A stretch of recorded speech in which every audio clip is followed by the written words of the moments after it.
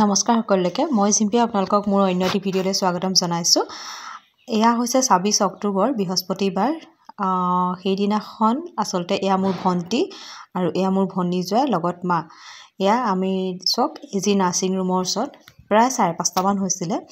সেইদিনাখন আমাৰ মাজলে খুব ভাল লগা খবৰ এটি আহিব, সেইবাবে আমি ৰাতিপুৱাই গ'লো। এয়া মোৰ ভণ্টিক অটিলে নিয়াৰ আগমুহূৰ্তত তাই ভয় খাইছে, আমি তাইক কৈছোঁ ভয় নাখাবা।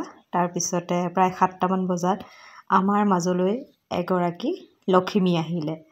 এয়া চক কণমানিক প্ৰথমতেই ভণ্টিৰ ভণ্টিৰ দেউতাকৰ হাতত তুলি দিছোঁ। প্ৰথম তেওঁৱেই লৈছে। চকুকেইটা চকচোন মেলো নেমেলোকে মেলিছে। আৰু এয়া হৈছে বেবী কেয়াৰ। মই মনে মনে অকণমান ভিডিঅ' কৰি থ'লোঁ, কৰিব নিদিয়ে নট এলাউড, তথাপিতো আৰু ই কুনিয়ামা মাইনাজনী এয়া বেবী কেয়াৰত প্ৰথমতে ৰাখি তাৰপিছতে এয়া মাকৰ ওচৰলৈ অনাৰ মুহূৰ্তখিনি। এয়া শাহুৱেক হয়, আপোনালোকে দেখিছে আগৰ ভিডিঅ'ত। এয়া আমাৰ মাইনাকণীকেইটা মাকৰ ওচৰত দিব। তাৰপিছতে এয়া ভণ্টি ঘৰৰ মানুহ সকলোখিনিয়ে আছে, বৌয়েক ককায়েক এয়া আমাৰ দেহাৰ কথোপকথনখিনি ল'বলৈ ভাল লাগিছে নে?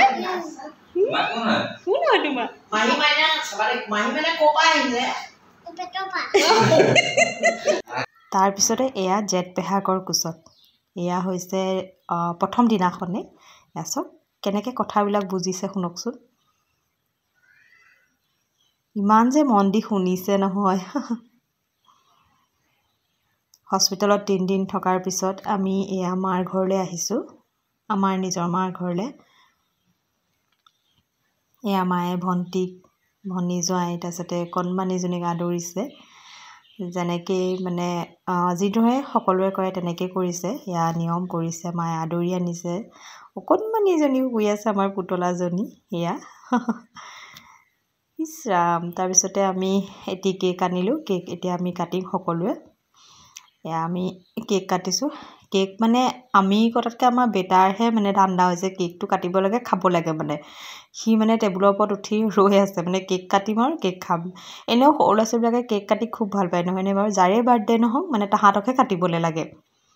এয়া এয়া চাই আছে কেকটোলৈ। এয়া সেইকাৰণে মাহীয়েকে প্ৰথম বেটাকেই কেক খুৱাইছে, আইতাকেও খুৱাইছে। মা খুব হেপ্পী বুলি ক'ব লাগিব। মাৰ 2টা নাতিনী পালে।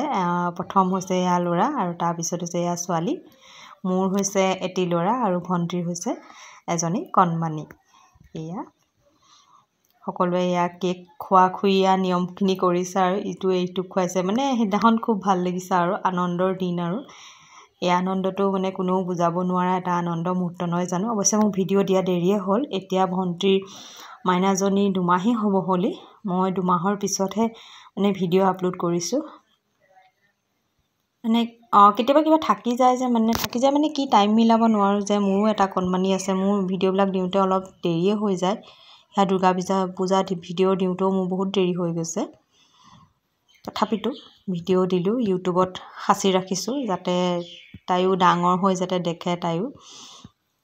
এয়া এতিয়া মোক কেক খুৱাইছে মোৰ অকণমানি ভণ্টিজনীয়ে। মোৰ অকণমানি ভণ্টিজনী আজি মাক হ'লি ভাবিলেই কিবা লাগে, দুখো লাগে।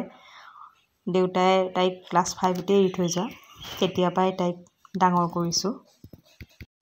আৰু আজি চাওঁতে তাই নিজেই আজি এজনী কণমানিৰ মাক হ'ল।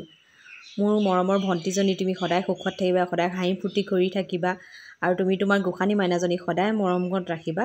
আৰু সেয়া আৰু বেয়াও লাগে, উপায়ো নাই, ডাঙৰ হ'লগৈ তাইও। আৰু সেয়া আমাৰ এই গোটেইখিনি আমাৰ এওঁৱে এৰেঞ্জ কৰিছে। আৰু এওঁ তাইৰ ভিনীয়েক কম, প্ৰাঞ্জল দা বেছি। তাইৰ কাৰণে ককায়েকো হয়, ভিনীয়েকো হয়, সকলোখিনিয়ে হয়। কাৰণ আমাৰ দাদাটো গুৱাহাটীত থাকে, তো ঘপককৈ কিবা এটা দৰকাৰ হ'লে প্ৰাঞ্জল দাকেই পায়। ঠিক আছে, আজিলৈ আহিছোঁ। Bye bye. নেক্সট ভিডিঅ'ত লগ পাম।